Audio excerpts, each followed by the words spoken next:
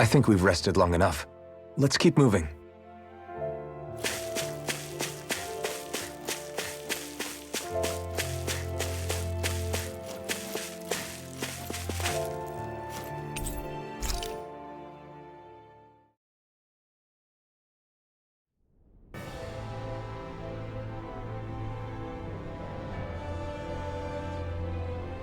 Well, it's the moment of truth. This lady better hold together once we're up in the air. Law, don't say that! You're going to jinx us! Speaking of which, Alphen, this bucket of bolts got a name? A name? You know, I'm not sure she ever had one. I never really thought about it. Well, after all the trouble we went through to find her, we should give her one, right? I was thinking something like... Fall Knights. Huh? It means owl in the ancient tongue. Literally, the one drawn to the skies.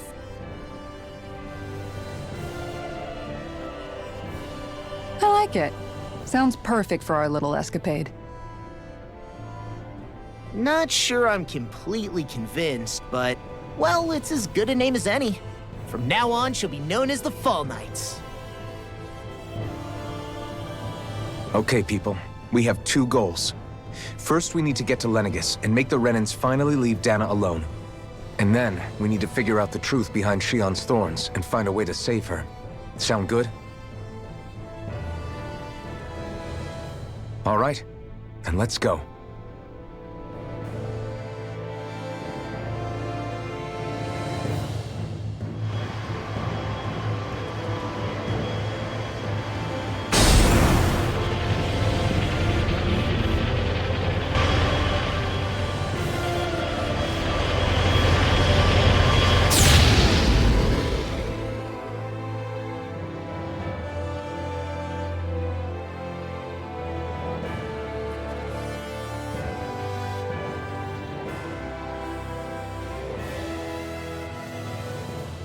You know, I can still hardly believe it. Believe what? I mean, just look at it. The whole of existence, crammed inside a tiny frame.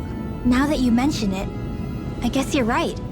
It does look more like a painting than a living, breathing world. From up here, all the struggles we've been through feel so insignificant. Nothing like realizing how small you are to put everything into perspective. Kinda makes the differences between the Renans and the Danans feel pretty small too, huh? How much longer until we reach Lenegis?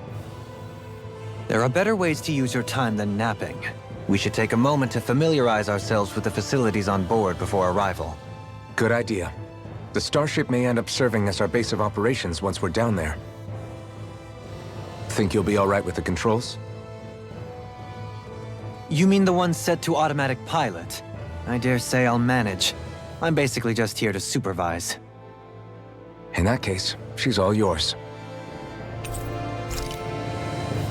Everything okay, Shion? You seem a little different. Different? Like in a bad way different? No, not at all. You seem more driven lately, like you found a zest for life. It suits you. Is something wrong? No. I was merely thinking how it had been 7 years, that's all. You mean since you became a lord and left Lenegis? I guess even someone like you can get homesick, huh? I am as prone to sentimentality as any other. Tell me though, you too have a history with Lenegis. A traumatic one, no less. This trip will probably mean facing up to some difficult emotions.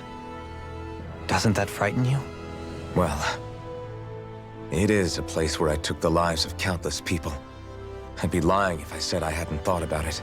But I can't keep running forever. The past is what it is. There's no changing that. But the future's what we make it. I see. Dohalim? Forgive me. I was wrong to pry. We have more pressing matters to address. Come back and speak to me when you finish looking around the ship.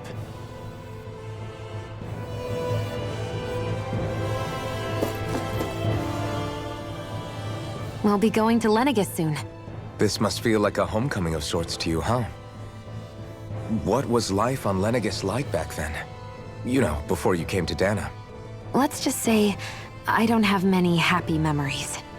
I've had thorns my whole life, for as long as I can remember. They called it treatment, but in truth, they were just using me as a guinea pig for their research. You mean they experimented on you? That's right. All I was to them was a riddle to solve. They poked and prodded me, trying to figure out what triggered my thorns or changed the form they took. Day in and day out, every single day, one test after another. I'm still surprised they didn't try to dissect me. The look they gave me whenever one of them touched my skin. How could I forget it? Reeling from the pain, like I was a monster or something. Some existence, huh? A blight on any I touched. Helplessly complicit in their pain. I thought things couldn't get any worse. But then they did. I started to have nightmares, visions of the coming apocalypse. Is it any wonder I lacked a cheery disposition? Unable to so much as touch another soul. Loneliness was my best friend. Sure, I survived, but with the knowledge that one day I'd be swallowed up by oblivion. And that's when it hit me. If I was going to die, then it should mean something. If I have to sacrifice myself to save the world, so be it. I'm sorry. I didn't mean to make you relive that.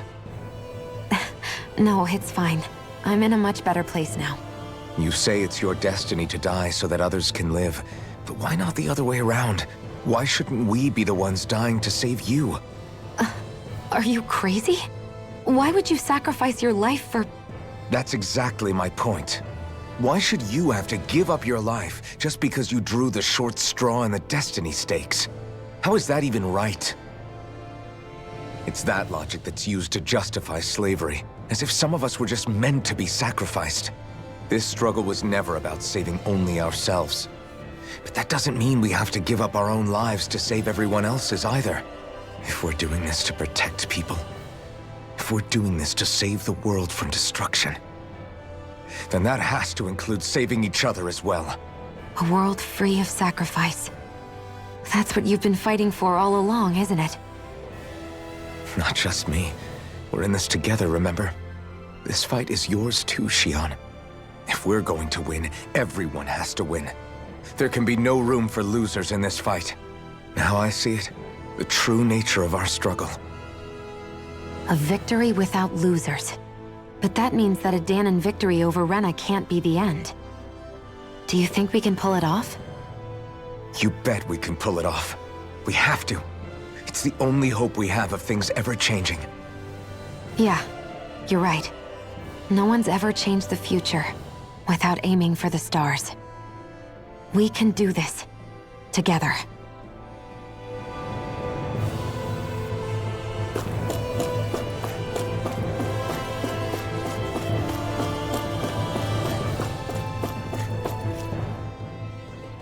Hey, Alphen, listen to this! So Law and I were just talking and... Hey, shut up! What's got Law all flustered? Only that he's afraid of flying, the big baby. And after all that fuss he made about naming the ship, too. Hey, I never said I was scared. I just think it's, a little unsettling how we're going to be cruising through space in a glorified tin can. That's all. It's a starship, dummy. That's what it's supposed to do. I don't think there's anything strange about it. Well, maybe you're the one with the problem then. Guys. I'm no expert, but I think we can trust Renan technology. It got me to Dana in one piece, remember? Oh, that's a good point. If you think so, Alphen, it must be okay. Don't you agree, Law? Hard to argue with that, seeing how you hitched a ride in one of these things before, Alphen. It's just wrong, okay?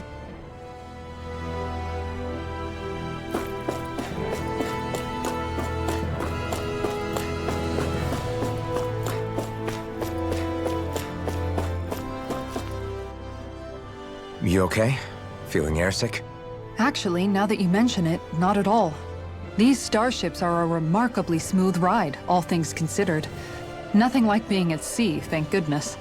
Glad to hear it. That device there caught your eye, huh? I was just wondering what it is. It looks big enough to fit a person inside of it. It's a healing pod. It fixes injuries and illnesses. Oh, you don't say. That should definitely come in handy if any of us get injured while we're down there. Alphen? Was it something I said? No, I was just thinking back to when I escaped Lenegis, that's all. What with the ceremony and losing control, I was a total mess. Naori laid me inside here. So, you're saying you got in this thing straight after escaping? But that'd mean you were inside for 300 years? Yes, it sounds crazy, I know. But don't even ask me why I stayed asleep all that time. That's definitely quite some lie-in, all right. But still, whether you meant to or not, I sure am glad that it's this century that you finally woke up in. What do you mean? With the amount of fighting we've done, we would have never made it this far without you. And not only that, but... Alphen, can you recall back to what it is that I said to you? Back when we left Menancia? About the dream of coexistence, and needing to learn what it entailed? Of course. That's why you came with us, right? To learn what you couldn't at home. Even in that time, I was well aware that what I was living was a lie. But at the same time, I also felt really compelled to fulfill my brother's wishes. I'll always remember him fondly. But the coexistence we're fighting for isn't for him. It's for people now, and those still to come. The world's bigger than just Menancia. My dream is for all Danans, wherever they might be, to be free. If I've learned anything on this journey, it's that. And the one who brought me along was you, Alphen. I'll forever be grateful to you. Well, we're not out of this forest just yet. You should probably save your thanks. At least, until we've dealt with the Red Woman. I know. But whatever we find when we get down there, I'm through looking the other way. Kisara. Probably getting a little ahead of myself, huh? Let's take things one step at a time.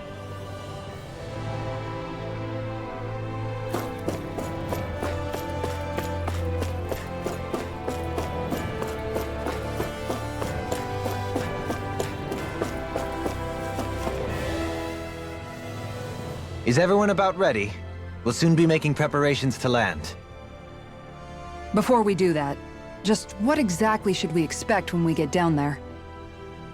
Kisara has a point. Now that I think of it, I don't know the first thing about Lenegis. I'd like to hear more too.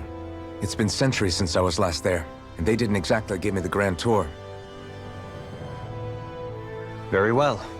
First and foremost, Lenegis was the base of operations in charge of the crown contest on Dana.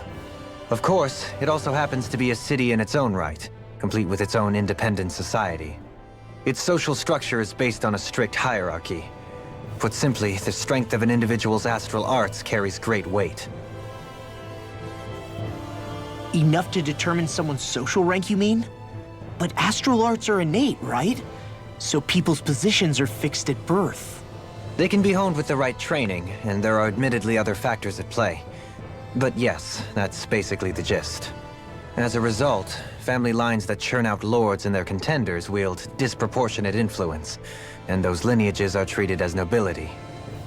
Those capable of only weak astral arts are effectively an underclass, denied the right to descend to Dana even if they wanted to.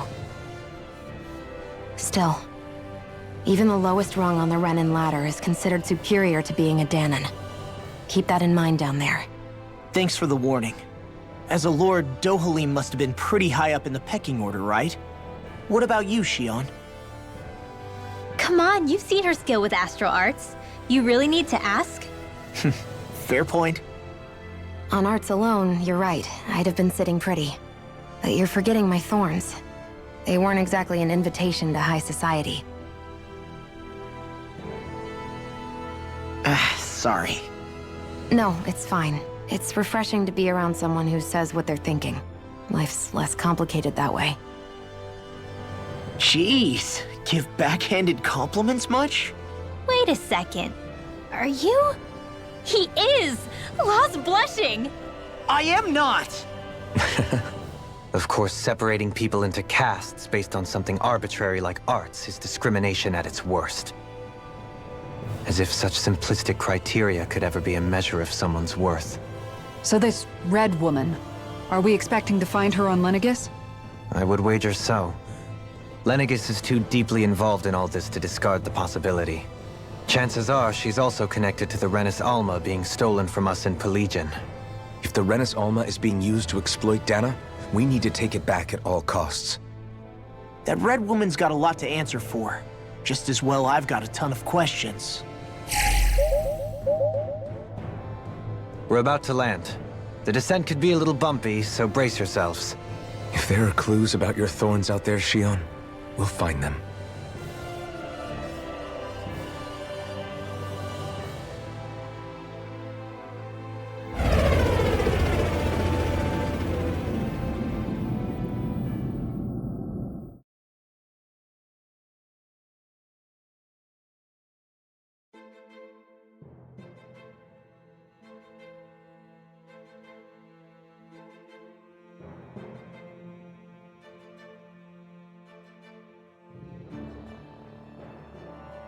There's no one here. I wasn't expecting a welcome mat, but still. Lenegis's infrastructure is largely automated. Besides, people won't be expecting incoming traffic while the crown contest is still underway. Do you think anyone realizes that we're here? We may not have received a royal welcome, but I doubt our entrance went unnoticed. Don't let your guard down. I really hope we don't have to fight anybody while we're here. So now what?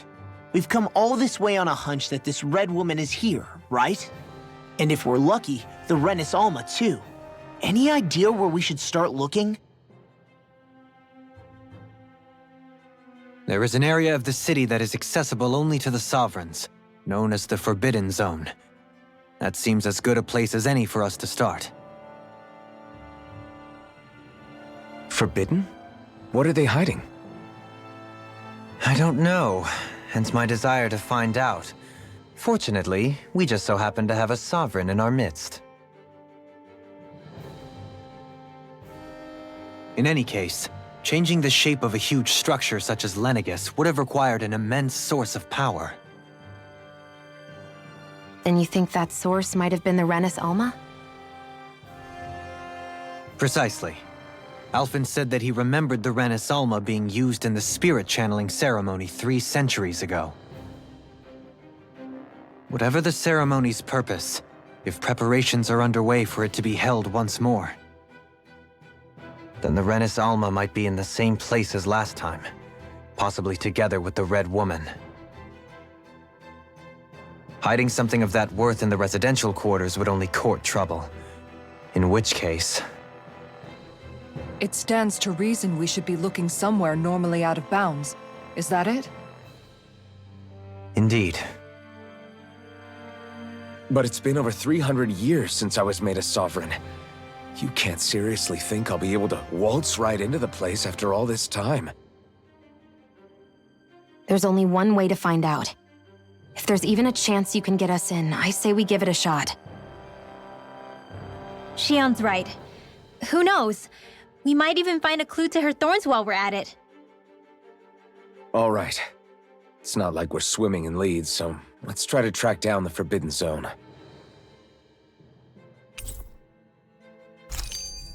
Beyond that wall lies a city full of Renins. The capital city where Shion and Dohalim used to live, no less. Who knows what we'll find on the other side?